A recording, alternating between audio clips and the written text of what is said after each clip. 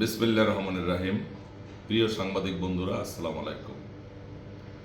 আমার একটা বিষয় নজরে এসছে। আমি ইতিমধ্যে লক্ষ্য করছি জামাতে ইসলামের নেতৃবৃন্দ নূতন কায়দায় জাতীয়তাবাদী দলের নেতাকর্মীকে ড্যামেজ করার লক্ষ্যে বিভিন্ন প্রক্রিয়া চালু রেখেছেন।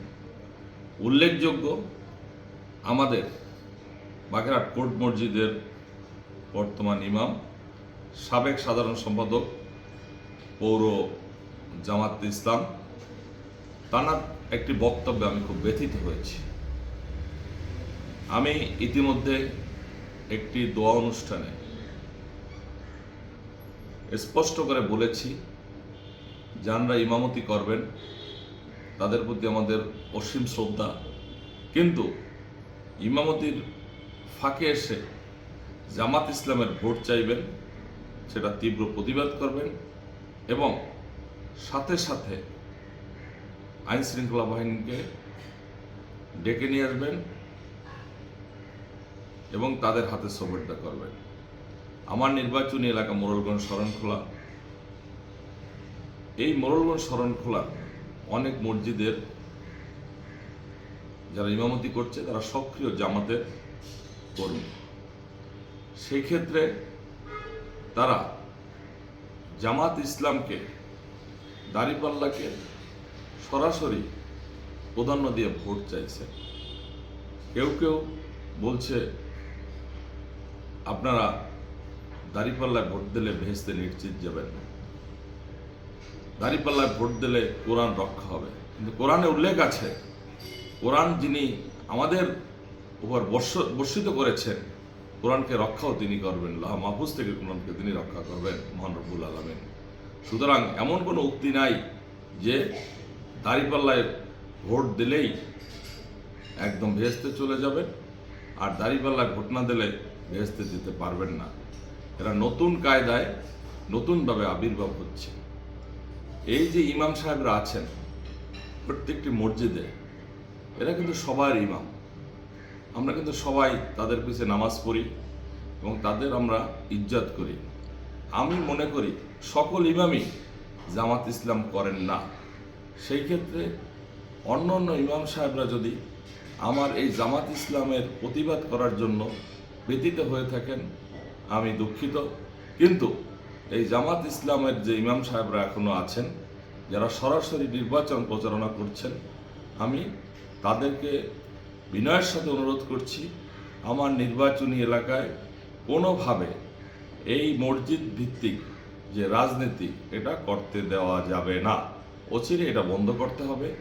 যদি আপনারা বন্ধ না করেন, দেশকে অস্থিতিশীলের দিকে ঠেলে দেন, তাহলে আমরা আইন শৃঙ্খলা বাহিনী সহ আমরা যারা আছি তারা এর তীব্র প্রতিবাদ করবো ইনশাল্লাহ। আমরা ইতিমধ্যে বলেছি এবং সরকার থেকে বলা হয়েছে মসজিদে কোনো রাজনৈতিক আলোচনা হবে না। তারপরও কিছু কিছু লোক ছোট ছোট বাচ্চাদের ডেকে নিয়ে তাদেরকে বোঝানোর চেষ্টা করছে দাঁড়িপাল্লায় ভোট দিলে, এবং তাদের বাপ মাকে যেন বুঝায়, এবং বয়স্ক যারা আছেন তাদেরকে এমনকি কোরআন শরীফ নিয়ে ক্রিয়া করাবার চেষ্টা করছে। সুতরাং এখনও ন্যাক্কারজনক কাজ থেকে দূরে থাকতে হবে। আমি আমার প্রিয় মোড়লগঞ্জ শরণখোলা নেতাকর্মীদের উল্লেখ করে বলতে চাই যে আপনারা আইন হাতে নেবেন না।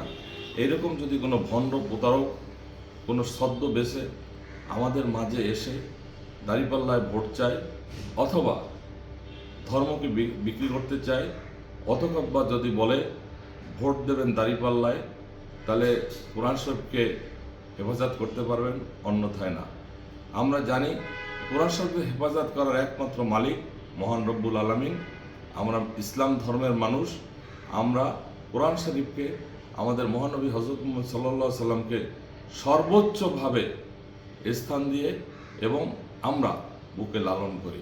তবে এই ধর্ম ব্যবসায়ীরা যে কথাগুলো বলছে, সেই 1971 সালের সেই কথাগুলো আজকে এই ডিসেম্বর মাসে আবার তারা টেনে নিয়ে আসছে।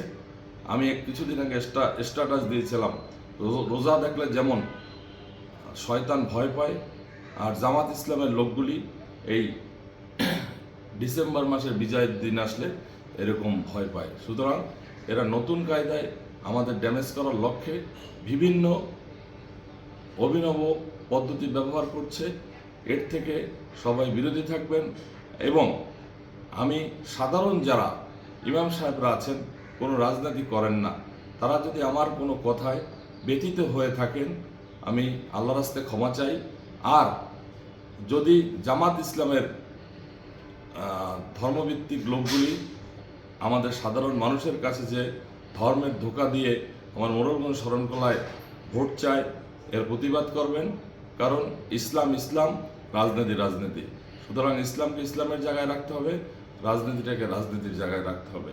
আমি এই আহ্বান করছি আমার নির্বাচনী এলাকার সকলকে এবং সাথে সাথে আমি আহ্বান করছি বাগেরহাট প্রশাসনকে, যেহেতু এই ধর্মভিত্তিক রাজনীতিকরা ইতিমধ্যে বাগেরহাটকে অস্থিতিশীল সহ বাংলাদেশে অস্থিতিশীল করার চেষ্টা করছে, তাই এদের থেকে বিরত থাকুন এবং এরকম কোনো কাজ করলে তাদেরকে অবশ্যই আইনের হাতে তুলে নেওয়া হবে।